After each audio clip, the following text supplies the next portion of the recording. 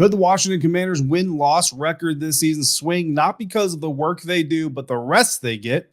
That and more on today's episode of Locked On Commanders. Your daily podcast on the Washington Commanders, part of the Locked On Podcast Network. Your team every day.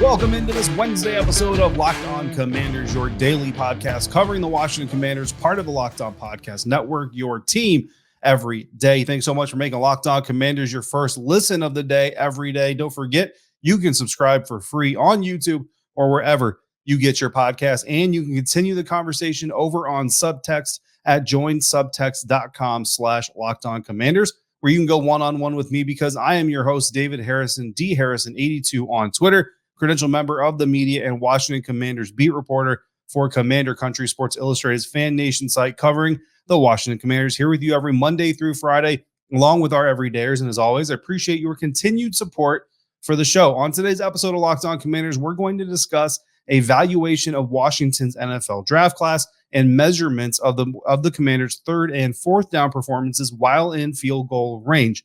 A lot of data, a lot of analytics coming in today's episode. And first, we're going to start today's episode off discussing the importance of rest, right? Work rest cycles, incredibly important in all walks of life. You can't just work and get zero rest, zero recreational time or time to just kind of defuse and chill out, right? Well, football players are the same. And starting with training camp, every football player knows, every coach knows that the grind starts all over again, and it's very real, and it doesn't really let up until early next year. And for coaches, even after the season is over, you've got combines, you've got scouting events, all these things, right? So work rest cycles are very, very important. But we've scheduled the Washington, where we've talked about the Washington Commanders' strength of schedule very often every day, as you're gonna recognize that part of the conversation, right? And their win-loss projections are kind of built off of that strength of schedule, which is presumed to be somewhere around the 24, 25, 26 range. Kind of depends on who you talk to and which levels of measurement that they like to use. And because their schedule is presumed to be so difficult, usually the Washington Commanders are projected to be around the 5 to 7 win range when talking about projections, right? So that's kind of what is expected of the Washington Commanders nowadays. I think on the local level, most of us are a little bit more excited for the team, have a little bit more confidence. And I think where it could get frustrating is, once again, we're going to be talking about a team that with average to above average quarterback play could be a very, very dangerous team. But because the Commanders are projected to have the worst schedule, or one of the worst schedules in the league, they're also not expected to do a whole lot, right? Part of the reason they have one of the toughest schedules in the league is because they have 10 matchups this coming season where they face off against 2022 NFL playoff teams. Those include the Cowboys, Giants, and Eagles twice apiece. So that's 6 games right off the bat, but they've got 4 other games going up against playoff teams from last season. But there could actually be an advantage to Washington's schedule, and it comes in the rest cycles. And this data is according to Sharp Football Analysis.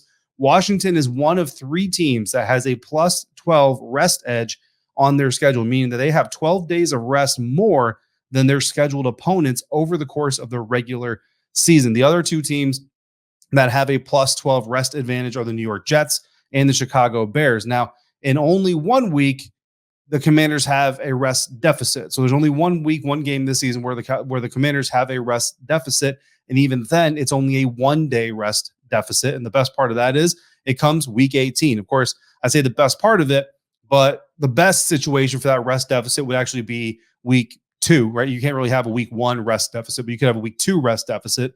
If you were going to have one, that would be the week you would actually want it.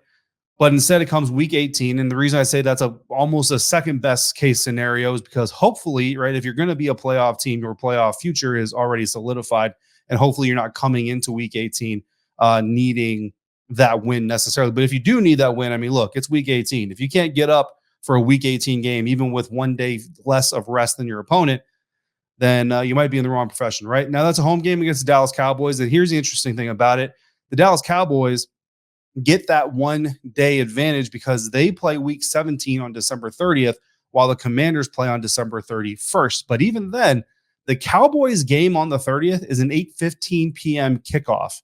So it's less than 17 hours ahead of the Commanders kickoff. And I mean, we're a long way away here, right? But let's say the Cowboys go into overtime in that game, that rest advantage that the Cowboys get actually diminishes. And then when you add in there, the Dallas has to travel for that game, you almost kind of erase that rest deficit if you're Washington. So the only game of the season where the Commanders actually have a rest deficit, where their opponent has more time to rest, is actually almost an equal, right? Because of the circumstances. Now, in contrast, Washington has 5 games with a rest advantage. Now, 3 of those games are one-day advantages, so there's going to be a little bit of negotiating in there, just like we did with the Cowboys game on the other direction. One of those games, however, is a 3-day rest advantage, and even if the play times are a little bit closer, you're still going to have an advantage. And then one game is a 7-game rest advantage, and yes, that's coming out of the Commanders' bye week. Now, the one-day advantage games, first one of the season comes week 4 in Philadelphia. Washington plays a 1 p.m. home game on the 24th of September against the Buffalo Bills. That's certainly going to be a tough matchup. Meanwhile, the Philadelphia Eagles play Monday, so that's a Sunday game for Washington. Philadelphia plays Monday. But not only that, but they play Monday night, 7:15 p.m. Eastern against the Tampa Bay Buccaneers on the 25th of September. So the Washington Commanders, actually, you almost get about a day and a half. Now, you do have to travel, so that erases some of that. But Philly is traveling back from Tampa. By the time that game is over, by the time press conferences are over, everything like that, it's going to be Tuesday morning, late Tuesday morning by the time the Eagles actually touch back down in Philadelphia. They're not going to have, they're probably going to give the players Tuesday off, and that's great, but really you're just kind of getting over that jet lag and travel. And then Wednesday, they got to get right back in the meeting. So while the Commanders have that one-day advantage, that advantage is actually almost a little bit bigger when you consider how truncated the Eagles' schedule is really going to be. Week 13, they have a one-day advantage against the Miami Dolphins. Washington plays in Dallas, 4:30 p.m. on November 23rd. That is Thanksgiving. Miami and the New York Jets play 3 p.m. November 24th. So a day later, almost a full 24 hours later, they play their game. Both teams are on the road, so both teams have to travel home before Miami has to travel to Washington. So you can add on a little bit of advantage there. Week 17, the 49ers is the other team. They have a one-day advantage over Washington, play on the road in New York on Christmas Eve at 1 p.m., while San Francisco plays at home against Baltimore 8:15 p.m. December 25th. So, I mean, the Commanders will be home watching the San Francisco 49ers play their game, certainly an advantage there. San Francisco, by the way, a league worst minus 20 rest days deficit. They have 20 fewer rest days in their entire schedule. That is an insane amount of lost rest, right? 3-day advantage. The 3-day advantage comes week 6 against the Atlanta Falcons. Now that's in Atlanta, right? So you have to account for travel time. Washington plays a home game 8:15 p.m. on Thursday night against the Chicago Bears, October 5th. Atlanta, meanwhile, will play at home against the Houston Texans October 8th on Sunday. So Washington will get that Thursday night game. Then they will get the rest. They'll have a 3-day head start, really more of a 2-day head start on their rest cycle and planning cycle over the Atlanta Falcons. More on that in a minute. The 7-day rest, again, comes out of the Washington Commanders bye week. It is in Los Angeles. The Rams, though, the week prior are in Baltimore. So the Los Angeles Rams have to fly from L.A. to Baltimore, play December 10th game while the Commanders are at home resting, and then both teams will travel from the East Coast to the West Coast. I don't know how Washington's going to do it right now. If it were me, I've kind of always said this, I would go out to the West Coast like 2 days earlier, or I would at least put my practice cycle, my training schedule for that week on West Coast time. We'll see how the Commanders decide to do it. At the end of the day, though, a 7-day rest advantage is huge, especially when you're playing a very winnable game against the Los Angeles Rams. Now, we talked about the 49ers having the biggest rest deficit in the league. The Eagles, Vikings, and Giants also have round out the top 4 of the biggest rest deficits. Now, the Eagles, we saw the Commanders have a rest advantage over the Eagles early in the schedule. They have no rest advantages over the Giants during their schedule, but this stuff is cumulative. So as the Giants continue to play opponents that are more rested than they are, they continue to take more punishment, and that lack of rest can be cumulative there. So keep an eye out for that during the regular season. Rest advantages are not just good for healing, good for, again, resting, right? But they're also good for strategy, right? Because in those rest periods, your coaches are also getting more time to strategize, to watch film, to talk about ideas. 3 of the 5 rest advantages that the Commanders have this season come against 2022 NFL playoff teams. So we talked about that schedule, right? Where 10 of their games are against playoff teams. Well, 3 of these rest advantages come against those playoff teams. And then you've got 3 other games that are against division opponents. So you usually know them just a little bit better, especially considering none of these teams has new coaching staffs this season. Well, they have some new coaching staff, some new coordinators, especially in Philly, but they have no new head coaches. So the mantra is mostly going to be the same. Another potential added storyline to this thing, the Chiefs actually have a very rough rest deficit as well, but the Commanders have a positive one. And if that impacts kind of how well or how poorly the Chiefs do in regular season or how well or poorly the Commanders do in regular season, it could open up the door for people to say, well, maybe EB was more important in Kansas City because they're struggling a little bit more than they used to. And look at how well the Commanders are doing. So it could be a catalyst for other things. Now, how this impacts projected win totals really opens the door up for upsets, right? Washington, likely preseason underdogs in 3 of the 5 games we just talked about, are projected to win 6.6 games this year, according to Sharp Football. So if they can turn 2 of those rest advantage games into upset wins, now you're more in the realm of about 9 wins. And that's where you can kind of get that over on the season winning. Interesting to note that Sharp has Washington as the 15th easiest first 6 games of the season, which means that if you're looking at the first 6 weeks of the NFL schedule, the Commanders need to come out of that thing about 4-2 because that back half is going to be a little bit more brutal. Next up, we're going to look at more Sharp football analytics. A lot of information from Sharp coming on today's episode. I kind of started with one idea and it just kind of took me down a rabbit hole, guys. You know how that is. But we're going to pick up with a glimpse at what happens when Washington faces 3rd and 4th down in field goal range. That's coming up next on today's episode of Locked On Commanders, part of the Locked On Podcast Network, your team every day. And today's episode of Locked On Commanders is brought to you by FanDuel. Baseball season is in full swing, and there's no better place to get in on the action than FanDuel, America's #1 sportsbook, because right now new customers get a no sweat first bet up to $1,000. That's up to $1,000 back in bonus bets if your first bet doesn't win. Just go to FanDuel.com/lockedon to join today. The Washington Nationals were 1.5-run underdogs against the Seattle Mariners Tuesday night. But if you missed out on that action, you could always pivot to the WNBA, where the Washington Mystics are plus 2,000 odds to win the championship. If that's too rich for you, the Las Vegas Aces are minus 150 odds and the current favorites in the NBA. Or you can stick to football, where the Washington Commanders are 6-point favorites over the visiting Arizona Cardinals in week 1 with minus 245 odds to win the game straight up and start the season 1-0. So don't miss your chance to snag a no sweat first bet up to $1,000 when you join FanDuel today. Just go to FanDuel.com/lockedon to sign up. FanDuel, official partner of Major League Baseball.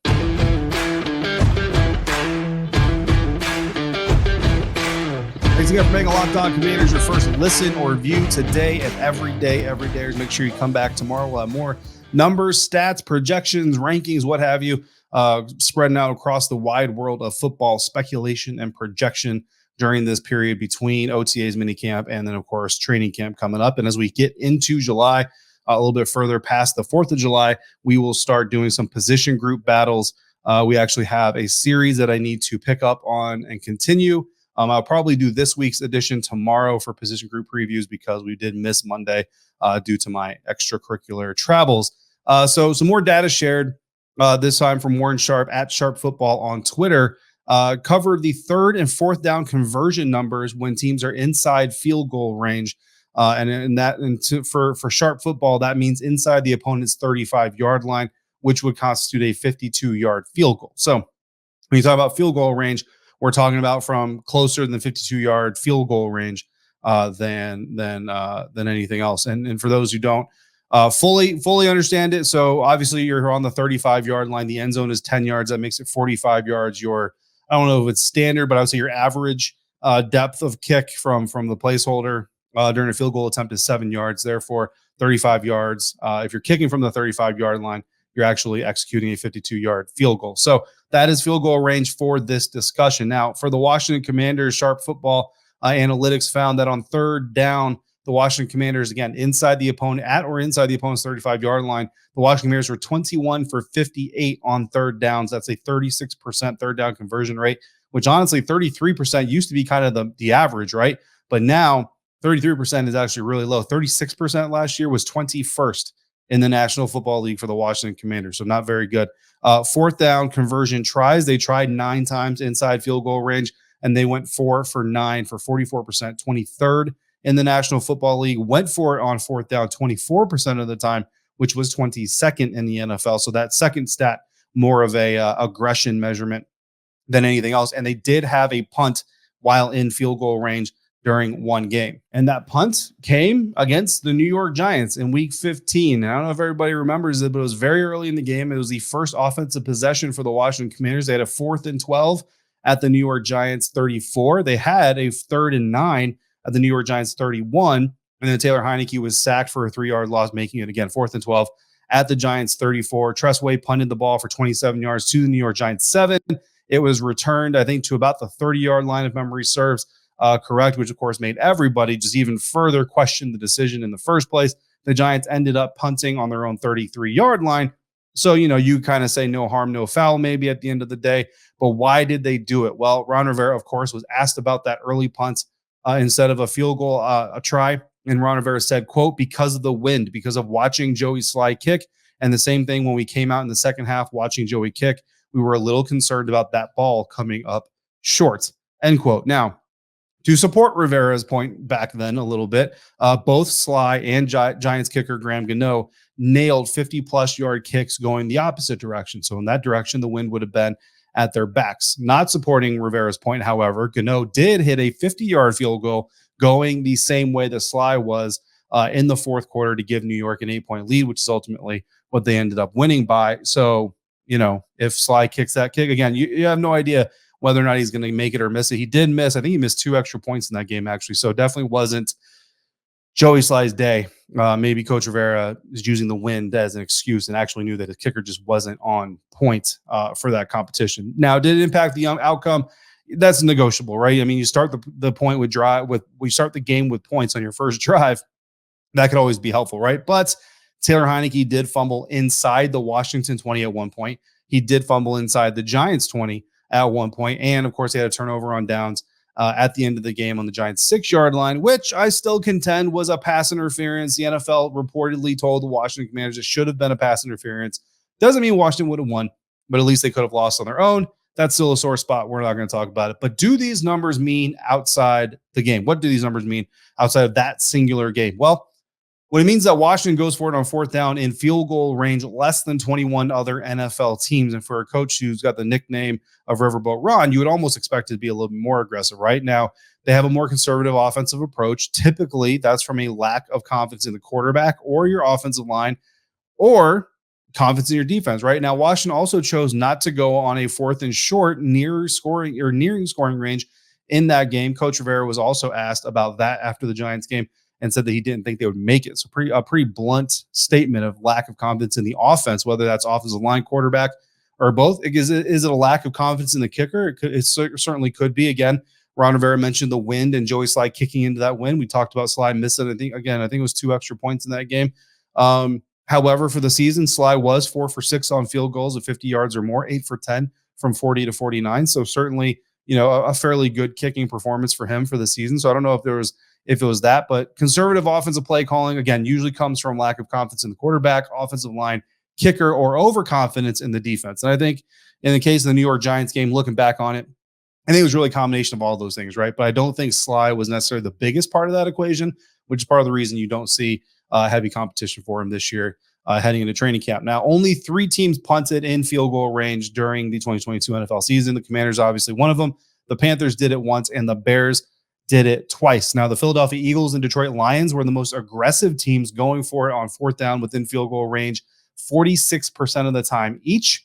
Third most were the Arizona Cardinals at 38%. Fourth was the Browns at 36%. Fifth was the Packers, Chargers, and Jets tied at 34%. Now, I list all that for you because 2 of the 7 teams in the top 5, right? Because again, those last 3 tied for top 5 for aggression in field goal range made the playoffs. Only 2 of 7. So really not a true indicator necessarily of total team success. Now, conversion rates are typically indicators of team success, right? Well, the Commanders are 21st in 3rd down conversion percentages inside the opponent's 35-yard line, 23rd in 4th down conversions. The lowest playoff team in these categories, however, were the New York Giants at 35% on 3rd down, and the Ravens and Bengals tied for 25% on 4th down, both lower numbers than the Washington Commanders had. So there's really no significant gap in the amount of 3rd and 4th down tries either. So really, to me, this is an interesting stat. Certainly invokes memories of a game that most of us probably like to forget, and certainly makes us mad at NFL officiating, because why that Giants defensive back was allowed to climb all over the back of Curtis Samuel throughout the play, not just when the ball was in the air. But anyway, but bottom line, I don't think you can draw a data line of conversion percentages or anything like that that would say that this is what a playoff team's numbers look like. This is what a non-playoff teams look like. So just interesting data there from Warren Sharp and Sharp Football Analytics. We got more data coming up. We're talking about NFL draft class evaluations next, coming up on today's episode of Locked On Commanders.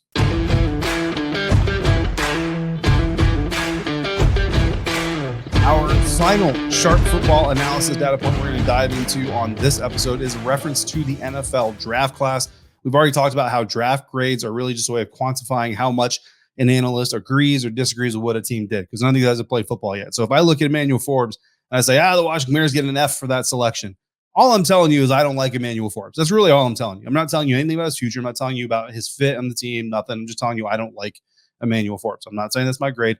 But that's what a lot of these post-draft grades are, right? But what Sharp Football has done here is they took a composite where multiple draft experts, right? So there's a lot of different minds. So it's not one singular opinion. It's a lot of different people. And they kind of compiled them into a composite ranking for each player, projected the players to be drafted, and compared them to where they were actually drafted. Now, if they were drafted by a team later than the projection, right? So if the player was projected 3rd overall and drafted 13th overall, it's presumed that the team got good value. If the player is drafted earlier than expected, so if they're ranked 13th and drafted 3rd, then you're going to get a grade saying that the team reached, right? So cornerback Emmanuel Forbes, most people didn't have him ranked as highly as the Commanders drafted him, so they're probably going to be presumed to have reached in that situation. Now, Sharp calls this a quote-unquote wisdom of crowds.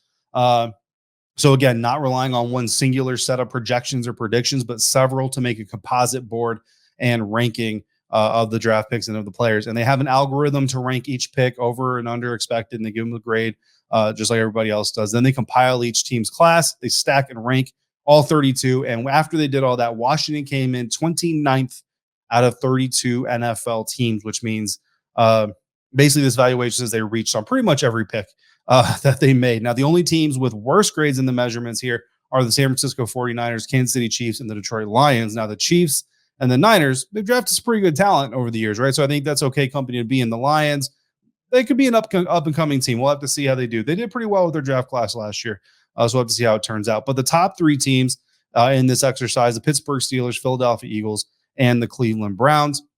But Forbes wasn't the most overdrafted player by these measures, so I used him as an example. But he didn't even rank in the top 5 of quote-unquote overdrafted top 5 players. But that went to the most overdrafted player according to this valuation was Alabama running back Jahmyr Gibbs, who went number 12 overall, but was projected to be the 31st overall player. So that's how big of a reach, quote-unquote, that they had the Detroit Lions taken there. Now, where Washington did come in with a top 10 overdrafted player was Quan Martin in the 2nd round.